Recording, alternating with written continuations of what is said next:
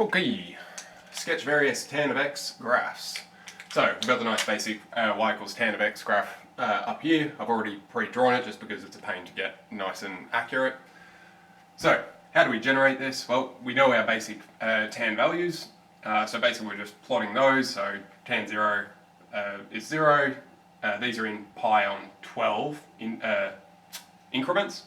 So that's pi on 12, this is pi on 6, root 3 on 3, bang, pi on 4, so on, so on, so on, and then backwards around the unit circle. Cool, so we've got our positives and negatives around the unit circle as normal. We end up with this nice shape. Beautiful. Well, this definitely looks a lot different to the sine and cos graph, perhaps unsurprisingly, because we've got sine divided by cos is tan. Okay, what can we say about this? Well, this thing, excuse me, this thing as we approach pi on 2 keeps going up and up and up and up and up. When we reach pi on 2 we're undefined, so this thing's got asymptotes periodically. Well, how often do these asymptotes occur? Well, first one's negative pi on 2 through to pi on 2. That gap is pi. And then I get the exact same graph again and again and again. So my period length for a basic tan of x is pi. Okay, well that's all well and good. Everything else that we've done before still holds, so whatever you're multiplying by, that's still going to determine dilation. With sine and cos, you call that amplitude, but with tan, this thing goes from negative infinity to positive infinity, so you're never going to stretch those values per se, but how quickly you get there is still going to be affected by this, so that will still stretch it. Okay, or alternately, if it's negative, it'll flip it over. Okay. D is still going to stretch you out this way. The bigger D is, the more squished in you get, so you're dilating by a factor of 1 over D, as normal with your other functions. B is still translating left to right, C is still translating up down. Cool. One other difference to note is that period for sine and cos is 2 pi on D, period for tan is pi on D. It's kind of obvious once you draw it, but sometimes you'll forget that periodically.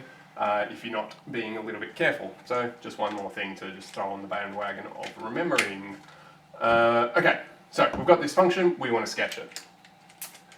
Some people prefer to draw things scale first and then draw the curves. For most circular functions, for sine, cos, tan, I prefer to actually draw the curves first because I hate having curves that look terrible. And if you try to cram a curve onto a set of axes, very commonly you'll get really crappy graphs. So I prefer to draw the curves first. Total of personal preference, it's up to you. Okay, well, what can we figure out from this straight away? Well, easy parts first. I'm going to go with, well, I've got these asymptotes that are nice and regular. Well, what's the period length of this thing? Period length should be pi divided by 2. So they should be pi on 2 apart. Okay, no, that's fine. We also know that the whole thing's shifted to the right by pi on 6. Okay, well, where's this first asymptote going to be? There's a couple of different ways you could tackle that. I am going to choose to do the following. I'm actually going to solve for the x-intercepts first, and then after that we'll argue about the asymptotes. So, x-intercepts, tan of 2x minus pi on 6 plus root 3. Okay, move all this across. Equals tan of 2 of x minus pi on 6, close. Equals, okay. Draw a lovely little unit circle and figure out our critical angle. Okay. Root 3 on 3, we already know, that's pi on 6. Cool, tan is negative. Where does tan end up negative? Well, it's there and there. Beautiful. So, this entire expression, 2 of x minus pi on 6 equals, I'm going to write out a short list, because writing out a general solution at this point is a bit overkill. Okay. Where are we going to start? I'm going to put my first 2 positives here, first 2 negatives there. First positive, 5 pi on 6. Next one, 11 pi on 6. Going backwards, negative pi on 6, negative 7 pi on 6. Exactly how you get those doesn't really matter, just as long as you can consistently get them. Cool. Divide everything by 2. Yep. Dot, dot, dot. Everything just goes over 12. You don't necessarily have to write out this step. If you don't want to, you could just change all of these to 12s and cross that 2. That's fine. Again, it doesn't necessarily really matter how you get there, so long as you can consistently get there. Cool. I'm going to add this to all of these. As such, I'm adding 2 pi on 12, because pi on 6, 2 pi on 12. So add 2 pi on 12, get negative 5 pi on 12, because I'm adding 2 pi on 12. 7 pi on 12 is 13 pi on 12, dot, dot, dot. Okay, so we've got all our x-intercepts, great. Now, one thing we should check is how far apart are these things? Right, well, that's 6 pi on 12, 6 pi on 12, 6 pi on 12. 6 pi on 12 is same as pi on 2, period is pi on 2. Yeah, this checks out, so we're happy that that makes sense. Okay, great. Well, where are our asymptotes? Well, our asymptotes originally were exactly halfway in between our x-intercepts. So maybe they're exactly halfway between these. But if we think about that for a second, if we've shifted this graph to the up and to the right at the same time, well, that's not necessarily going to mean that these things are right in the middle anymore. It is possible that if you shift it just right that they will be, but most of the time they won't be. So we can't use that shortcut nicely. Well, what else could we do? Well, when do we have an asymptote? Well, it's when the base tan thing equals pi on 2. So I could solve this for pi on 2. So I go, alright, pi on 2 equals 2 of x minus pi on 6. Cool, so I've got pi on 4 equals x minus pi on 6. Add pi on 6, we're on 12s now. This is 3 pi on 12, 2 pi on 12, 5 pi on 12 equals x. Cool. So one of these is going to be 5 pi on 12. We know our period length is pi on 2. So asymptotes are at x equals dot dot dot. 4, I'll put in 4. 1, 2, 3, 4. Yep. Cool. So I've got 5 pi on 12. Add another pi on 2. 11 pi on 12. Minus off. Negative pi on 12. Minus off another 6.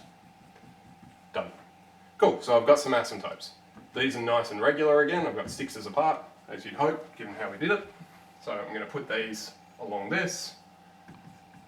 Now there is every chance that when you did this, it's possible that you ended up with all negatives or all positives, in which case you're going to want to extend your list, just so you have your y-axis somewhere in your graph. It doesn't matter if it's in this one, or this one, just have it somewhere in there.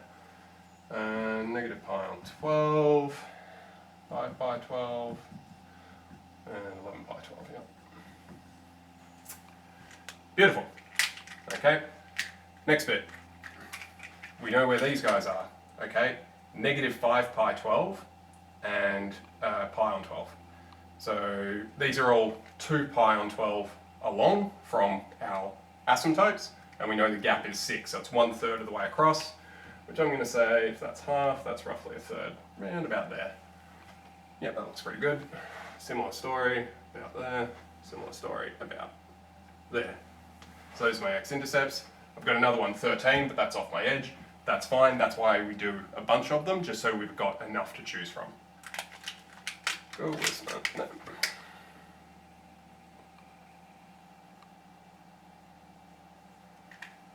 What I would very carefully point out is that this center of the tan graph, right, that's actually at about here. Cool, so I'm not going through the center of it, which is why I didn't want to draw axes originally. Just because it's easier to move the axes around a nice graph than it is to draw axes and then try to get a nice graph around that. Beautiful. So these were these guys. Yes, okay. So this is negative 5 pi on 12, comma 0. This is pi on 12, comma 0. 7 pi on 12, comma 0. Cool. Last bit, we've got most of this graph done. The only thing missing is a y axis. Okay, well where's the y-axis? That's when x equals 0. Well, I've got negative pi on 12 for x, and pi on 12 has to be exactly halfway in between those. That's convenient. So it's somewhere about there. Cool. Well, that's all well and good. Well, we still need where that y-intercept is. Well, that's clearly where x equals 0. So we throw 0 in. 0 minus pi on 6, negative pi on 6, times 2, negative pi on 3, tan of negative pi on 3. Okay, so we'll draw it just over here. That's down there. So ASTC. So we should get a negative result. And we said pi on 3, didn't we? Yep. So we've got negative pi on 3 over here. Okay, so we've got a negative result for pi on 3. So that's negative root 3. So all of this is negative root 3 times by 3, add another root 3. So we've got negative 3 root 3 plus root 3. You could leave it as that. You could take out a common factor of root 3 if you really wanted to. 1 minus 3. Oh, sorry. No, you can't leave it as that. What am I saying? Oof. Sorry. Negative 2 root 3. There we go. Negative 2 root 3. Beautiful. We don't have to label these middle points, if you want to call them that. What I should have done is written x equals for all of these, though, for my asymptotes. Now, typically they only need 2 complete cycles of this, and it doesn't have to be from asymptote to asymptote. So you could graph from that black dot to that black dot, because even though this is a half cycle, a full cycle, and a half cycle, it adds up to 2 full cycles. So long as you've got at least 2 full cycles, that's usually sufficient. Sometimes it'll ask for specifically more, sometimes it doesn't even need 2, but if you're doing 2 by default, then you'll have enough to work with. Beautiful, that's that. So we've got all our intercepts, we've got all our asymptotes, and we've got the general shape. A very common good idea is to check just some random numbers to make sure that you're in the right segments. Other than that, it's very similar to sine and cos. So it just takes a little bit of practice and try not to stuff up your negatives and things of that nature. And that is 6J. So that's all 6J. If you've got any troubles or anything, email me as always. Best of luck.